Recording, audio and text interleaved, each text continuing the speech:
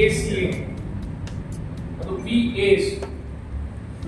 VACA ನಲ್ಲಿ ಪ್ರಮುಖ 4 ಅಕ್ಷರಗಳಿವೆ. V stands for Viveka. Viveka means where knowledge, personality and skill all together, then it means that Viveka. So ಯಾಕೆ ಈ ವಿವೇಕ ಇರಬೇಕು ಸಾಮಾನ್ಯವಾಗಿ? Students ಬೇಕಾಗಿರೋದೇನು? Knowledge, ಅವ್ರ personality ಜೊತೆಗೆ ಸ್ಕಿಲ್. ನಾಲೆಡ್ಜ್ ಅಷ್ಟೇ ಇದ್ದು ಪರ್ಸನಾಲಿಟಿ ಇಲ್ಲ ಅಂದರೆ ಆಗಲ್ಲ. ಪರ್ಸನಾಲಿಟಿ ಅಷ್ಟೇ ಇದ್ದು ಸ್ಕಿಲ್ ಇಲ್ಲ ಅಂದರೆ ಆಗಲ್ಲ. So that is why KPS, knowledge, personality, skill, ಈ ಎಲ್ಲದೂ ಇರೋ ಒಂದು ವರ್ಡು ವಿವೇಕ. ಜೊತೆ ಆ ವಿವೇಕ ಒಬ್ಬರೇ ಇಟ್ಕೊಳಕ್ಕಾಗಲ್ಲ, ಒಬ್ಬರಿಂದನೇ ನಾವೇ ಬೆಳೆಸ್ಕೊಳಕ್ಕಾಗಲ್ಲ. ಅದಕ್ಕೆ ನಾವು ಅನ್ನೋ ಒಂದು ಗುಂಪು ಇರಬೇಕು. V stands for V means ನಾವು. ನೆಕ್ಸ್ಟ್ ACE ಅಂತ ಇದೆ ಪದ, ಅದರಲ್ಲಿ ಎ ಅನ್ನೋ ಪದ ಅನಲೈಸ್ ಅಂತ. ಸೊ ಫಸ್ಟ್ ಬೇಕಾಗಿರೋದು ಅನಲೈಸ್. ಯಾವುದೇ ಒಂದು ಕೆಲಸ ಮಾಡಬೇಕಾದ್ರೂ ನಾವು ನಮ್ಮ ಅಕಾಡೆಮಿನಲ್ಲಿ ಈ ಒಂದು ಕೋಚಿಂಗ್ ಕ್ಲಾಸಸ್ಸಲ್ಲಿ ಫಸ್ಟ್ ಮಾಡೋ ಕೆಲಸ ಅನಲೈಸ್ ಮಾಡ್ತೀವಿ. ಸೊ ಹೇಗಿದೆ ಆಟಿಟ್ಯೂಡ್ ಸ್ಟೂಡೆಂಟ್ಸ್, ಕಾನ್ಫಿಡೆನ್ಸ್ ಏನಿದೆ, ಜೊತೆಗೆ ಅವನ ಅಪ್ರೋಚ್ ಟುವರ್ಡ್ಸ್ ಸಬ್ಜೆಕ್ಟ್ ಹೇಗಿದೆ, ಇದು ನೋಡ್ತೀವಿ. ನೆಕ್ಸ್ಟ್ ಅಂಡ್ ವಿಲ್ ಕಂಪೇರ್ ಆ ಡೇ ಟು ಡೇ ಏನು ಆಕ್ಟಿವಿಟೀಸ್ ನಡೆಯುತ್ತೆ ಅದ್ರ ಜೊತೆ ಕಂಪೇರ್ ಮಾಡಿ. ಸೊ ಅದಾದ್ಮೇಲೆ ಇವ್ಯಾಲ್ಯೂಯೇಟ್ ಮಾಡ್ತೀವಿ. Every monthly once will conduct some exams. So ಅದಕ್ಕೋಸ್ಕರ ಇದನ್ನು VAs, ಇದು ಅಕಾಡೆಮಿ ಆಫ್ ಕೋಚಿಂಗ್ ಎಕ್ಸ್ಪರ್ಟ್ಸ್.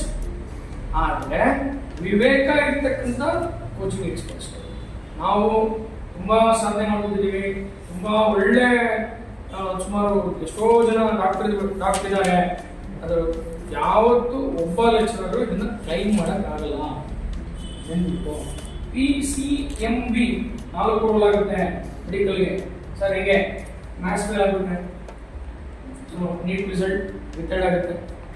ಅದಕ್ಕೆ ಆಗ್ತಾ ಇದೆಯಾ ನೀನು PCMB ತಗೊಂಡು ಅಂದರೆ ಮ್ಯಾಥ್ಸ್ ಲೆಕ್ಚರರ್ದು ಕಾಂಟ್ರಿಬ್ಯೂಷನ್ ಇದೆ. ಇದೇ ನಾವು ಮಾಡ್ತಕ್ಕಂಥ ಅನಲೈಸ್. ಈಗ ಅನಲೈಸ್ ಮಾಡೋದ್ರಿಂದ ಏನನ್ಬೋದು? PCMB ತಗೊಂಡು ಮ್ಯಾಥ್ಸ್ ಬೇಡ, ಮ್ಯಾಥ್ಸ್ ಜಸ್ಟ್ ಬರಲಿ. ಈಗ ನಂದೇ ಉದಾಹರಣೆ, ಸೊ ಮ್ಯಾಥ್ಸ್ ಜಸ್ಟ್ ಪಾಸ್ ಆಗಿದ್ದು ನಾನು ಬೇಡ, ಮ್ಯಾಥ್ಸ್ ಆಗಿಲ್ಲ, ಸೆಕೆಂಡ್ PUC ಮ್ಯಾಥ್ಸ್ ಫೇಲ್ ನಾನು. ಸೊ ಅದಕ್ಕೋಸ್ಕರ ಇಲ್ಲಿ ನಮ್ಮ ಅಕಾಡೆಮಿಯಲ್ಲಿ ಈ ಥೀಮ್ ಮೇಲೆ ಕೆಲಸ ಮಾಡಿ. ಮತ್ತು ಇರೋ ಎಲ್ಲ lecturers more than 12 years experience ಇರೋರೆ, ಅದರಲ್ಲೂ ಸೀನಿಯರ್ ಮೋಸ್ಟ್ ಫ್ಯಾಕಲ್ಟೀಸ್ ಇದ್ದಾರೆ. ಸೊ ಇದೇ ಉದ್ದೇಶಕ್ಕಾಗಿ ಈ VAs academy of coaching experts ಅಂತ ಯಾಕೆ ಬಂತು? ಸುಮಾರು 10 ವರ್ಷ ಆಗಿರ್ಬೇಕು ಎಕ್ಸ್ಪರ್ಟ್ ಅಂತ ಕ್ಲೈಮ್ ಮಾಡಿದ್ರು. So academy of coaching experts ಅಂದ್ರೆ ಅಷ್ಟು ಎಕ್ಸ್ಪರ್ಟ್ಸ್ ಅವರು. ಅದಕ್ಕೋಸ್ಕರ ನಾವು ಒಂದು ಸ್ವಲ್ಪ ನಮ್ಮ we are not claiming that we are the best. No, we are saying that we will do the best. So usually ಯಾರು ಒಂದು ಅಕಾಡೆಮಿ ನೇಮ್ ಕೊಡೋದ್ರಿಂದ ಈ ತರ ಮೀನಿಂಗ್ ಇರುತ್ತೆ ಅಂತ ತಿಳ್ಕೊಂಡಿರಲ್ಲ. ಬಟ್ ಈ 4 ನೇಮ್ ಇಂದ ಏನಿದೆ ಮೀನಿಂಗ್ ತುಂಬಾ ಚೆನ್ನಾಗಿದೆ ಸರ್. ಸರ್ ನನ್ನ ನೆಕ್ಸ್ಟ್ ಕ್ವಶನ್ ಬಂದು, ನೀವು ಈ ಪ್ರದೇಶದಲ್ಲಿ ಯಾಕೆ ಅಕಾಡೆಮಿ ಓಪನ್ ಮಾಡಬೇಕು ಅಂತ? Yes, so good question. Generally ಬ್ಯಾಂಗ್ಳೂರಿಗೆ ಇದ್ವಿ, ಬೇರೆ ಬೇರೆ ಕಾಲೇಜ್ ಹೋಗ್ತಿದ್ವಿ. ನಮ್ಮ ಟೀಮಲ್ಲಿ ಇರ್ತಕ್ಕಂಥ Nataraj sir, Naveen sir, Rahul sir, ನಾವೆಲ್ಲ ಬೇರೆ ಬೇರೆ ಕಡೆ ಕೆಲಸ ಮಾಡ್ತಿದ್ವಿ. ಸೊ ಈ main purpose behind this academy, we are going to located already at our way. ನಾನು ಇದೇ ಚಾಲೆಂಜ್ ಸರ್. ಒಂದು we need to contribute something to my place, and along with that ನಮ್ಮ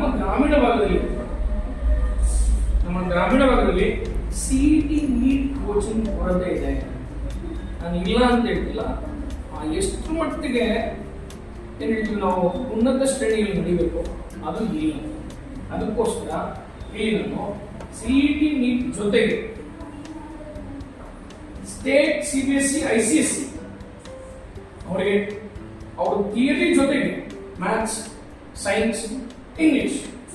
ಸೊ ಇಲ್ಲಿ ಮುಂದಿನ ದಿನಗಳಲ್ಲಿ ಸುಮಾರು ಎಲ್ಲ ರೀತಿಯಾದ ಏನು ಹೇಳ್ತೀವಿ ನಾವು ಮಲ್ಟಿ ಓರಿಯೆಂಟೆಡ್ ಅಥವಾ ಮಲ್ಟಿ ಟಾಸ್ಕಿಂಗ್ ಲೆವೆಲಲ್ಲಿ ನಾವು ಯೋಚನೆ ಮಾಡಿದ್ದೀವಿ, including English.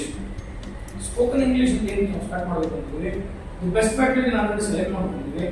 So SSLC student ಜೊತೆ ಮಕ್ಕಳಿಗೆ ಅವ್ರು ಕನ್ನಡ ಮೀಡಿಯಂ ಆಗಿರಲಿ, ಇಂಗ್ಲೀಷ್ ಮೀಡಿಯಂ ಆಗಿರಲಿ, ಸ್ಟೇಟ್ ಆಗಿರಲಿ, ಸ್ಟೇಟ್ ಬೋರ್ಡ್ ಆಗಿರಲಿ, CBSE ಆಗಿರಲಿ, ICSE, ಮೇನ್ ಪ್ರಾಬ್ಲಮ್ ಏನು? PC ಸಬ್ಜೆಕ್ಟ್ ಅಲ್ಲಿ ಪ್ರಾಬ್ಲಮ್ ಏನು? English. So that is why ಅದರ ಜೊತೆಗೆ ನಾವು ಈ ನೀಟ್ ಫೌಂಡೇಶನ್ ಅಲ್ಲಿ English first step, then physics, chemistry, maths, biology. So ಇದು 8ನೇ ಕ್ಲಾಸ್ ಮಕ್ಕಳಿಗೆ ಸ್ಟಾರ್ಟ್ ಮಾಡ್ತೀವಿ. ಸೊ ಇದರಲ್ಲಿ ಪ್ಲಾನ್ ಇದೆ. ಸೊ ಇದನ್ನು Naveen sir will take care of and Nataraj sir. So ಇದು ಪ್ಲ್ಯಾಂಡ್ ಪ್ರೋಗ್ರಾಮ್, ಅದನ್ನು ಡಿಸ್ಕಸ್ ಮಾಡೋಕ್ಕಾಗಲ್ಲ, ಮುಂದಿನ ದಿನಗಳಲ್ಲಿ. ಸರ್, ಈಗ ನೀವು ಗ್ರಾಮೀಣ ಮಕ್ಕಳಿಗೆ ಸಹಾಯ ಮಾಡಬೇಕು ಅಂತ ಓಪನ್ ಮಾಡಿದ್ದೀರಾ ಈ ಅಕಾಡೆಮಿನ. ಹಾಗೆ ಹಿಂದುಳಿದ ಮಕ್ಕಳಿಗೆ ಮತ್ತೆ ಗ್ರಾಮೀಣ ಪ್ರದೇಶದ ಮಕ್ಕಳಿಗೆ ಈ BS ಅಕಾಡೆಮಿ ಏನು ಬೆನಿಫಿಟ್ಸ್ ಕೊಡುತ್ತೆ? ಸೊ ಇಲ್ಲಿ ನಮ್ಮ ಟ್ರಸ್ಟಿಂದ ಯಾರು ಇಲ್ಲಿ 98% ಮೇಲೆ ಸ್ಕೋರ್ ಮಾಡಿದ್ರ, ಯಾರು ಸ್ಕೋರ್ ಮಾಡಿದ್ರೆ ಅವರಿಗೆ ನಮ್ಮ ಅಕಾಡೆಮಿಲಿ, ಸೊ ಈ ಥರ ಏನು ನಮ್ಮ ಡೈರೆಕ್ಟರ್ಸ್ ಡಿಸೈಡ್ ಮಾಡಿದರೆ ಖಂಡಿತ ಪ್ರತಿಯೊಂದು ಮಗುಗೂ ಟಾಪರ್ಸ್ಗೆ 98% ಇರೋರಿಗೆ ಒಂದಿಷ್ಟು ಪರ್ಸೆಂಟೇಜ್ ಅಂತೇಳಿ ಡಿಸ್ಕೌಂಟ್ ಸಿಗುತ್ತೆ. ಮತ್ತು ಈಗ ಸ್ಟಾರ್ಟ್ ಮಾಡೋದು 8th, 9th, 10th, first PUC, second PUC ಅದು ಕಂಟಿನ್ಯೂ ಆಗ್ತಾನೆ ಹೋಗುತ್ತೆ. ಮತ್ತು ಸ್ಲೋ ಲರ್ನರ್ಸ್ಗೆ ನಮಗೆ ತುಂಬ ಎಕ್ಸಾಂಪಲ್ಸ್ ಇದೆ. ಮೇ ಬಿ ಮುಂದಿನ ದಿನಗಳಲ್ಲಿ ನೀವು ವಿಡಿಯೋಗಳನ್ನ ನೋಡ್ಬೋದು. ನಮ್ಮ ಸ್ಟೂಡೆಂಟು ಹೇಗೆ 42% ತೊಗೊಂಡು 83% ಸ್ಕೋರ್ ಮಾಡ್ದ, ಅದರಿಂದ ಸ್ಟೂಡೆಂಟ್ ಲೆಕ್ಚರರ್ಸ್ ಎಷ್ಟು ಹೆಲ್ಪ್ ಮಾಡೋದು, ಇದೆಲ್ಲ ಮುಂದೆ ಗೊತ್ತಾಗುತ್ತೆ. ಸೊ ಅದಕ್ಕೋಸ್ಕರ ಈ ಗ್ರಾಮೀಣ ಅಭ್ಯರ್ಥಿಗಳು ಏನಿದ್ದಾರೆ ಕನ್ನಡ ಮೀಡಿಯಂ ಮತ್ತು ಅವರಿಗೆ ಮೇನಾಗಿ ಬೇಕಾಗಿರೋದು spoken English class. So to learn subject English is essential, but it is not only English. It's not only because of English. It is not totally dependent on English, but English is key role playing. Sir, ಈಗ ನೀವೇನೇ ಅನ್ಕೊಂಡಿದ್ದೀರಾ plants ಎಲ್ಲ execute ಮಾಡಬೇಕು ಅಂತಂದ್ರೆ ನಿಮ್ಮ BS academy experts ಬಗ್ಗೆ ನೀವೇನು ಹೇಳಕ್ ಇಷ್ಟಪಡ್ತೀರಾ? ಈಗ ನಮ್ಮಲ್ಲಿ ನವೀನ್ ಸರ್ ಇದ್ದಾರೆ, ಮ್ಯಾಥಮೆಟಿಕ್ಸ್ ಸುಮಾರು 13 ವರ್ಷ ಎಕ್ಸ್ಪೀರಿಯನ್ಸು. ಟಾಪ್ ಮೋಸ್ಟ್ ಕಾಲೇಜಸ್ ಕೆಲಸ ಮಾಡಿದ್ದಾರೆ. ಸೊ ಮುಂದಿನ ದಿನಗಳಲ್ಲಿ ನಮ್ಮದು ಒಂದು ಆಸೆ ಇದೆ.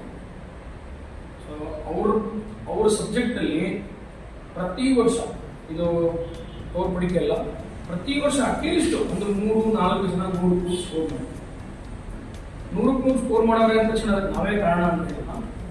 ಬಟ್ ನಾವು ಒಂಥರ ದೇವಸ್ಥಾನದಲ್ಲಿ ಇರೋ ಪೂಜಾರಿ ಇರುತ್ತೆ, ದೇವ್ರು ನೋಡ್ಬೇಕಾದ್ರೆ ಸ್ವಲ್ಪ ತೋರಿಸ್ತೀವಿ ದೇವ್ರನ್ನ ನೀಟಾಗಿ ಏನು ನೋಡ್ಬೋದು.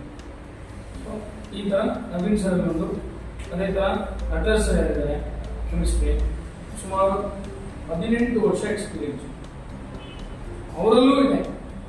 ಸುಮಾರು ಪ್ರತಿ ವರ್ಷ 4 ಜನ ಅಥವಾ 3 ಜನ, 3ರಿಂದ 4 ಜನ 100 ಇರುತ್ತೆ. ಮತ್ತು ಇನ್ನೊಂದು ಒಂದೇ ವಿಚಾರ, ಯಾರೋ 60% ತೆಗೆದಿದ್ರು, ಯಾರೋ 55% ತೆಗೆದಿದ್ರು, ಅವರು 87%, 90% ತೆಗಿತಾ ಇದ್ದಾರೆ. ಯಾರೋ 7-8 ತೆಗಿತಾ ಇದ್ರು ಸ್ಟಾರ್ಟಿಂಗಲ್ಲಿ, ಅವರು ಎಕ್ಸಾಂಪಲ್ 97 ಮಾಡ್ತಾರೆ ಅಂದರೆ ಇದರ ಅರ್ಥ ಏನು? ಸೊ ಹೀಗೆ ನಮ್ಮ ಅಕಾಡೆಮಿಕ್ ಡೈರೆಕ್ಟರ್ಸ್ ನಾವು ಯಾರಿದ್ದೀವಿ ಎಲ್ಲರಿಗೂ ಹಿನ್ನೆಲೆ ಜನಗಳಿಗೆ ಇದನ್ನು ರೀಚ್ ಆಗಬೇಕು. ಈಗ ಸದ್ಯದ ಪರಿಸ್ಥಿತಿಗೆ ಇದು ಸ್ಟಾರ್ಟ್ ಆಗಿ 2018ರಲ್ಲಿ BS ಅಕಾಡೆಮಿ ಸ್ಟಾರ್ಟ್ ಆಗಿದೆ. ಸೊ ಇಲ್ಲಿ ಆಕ್ಟಿವ್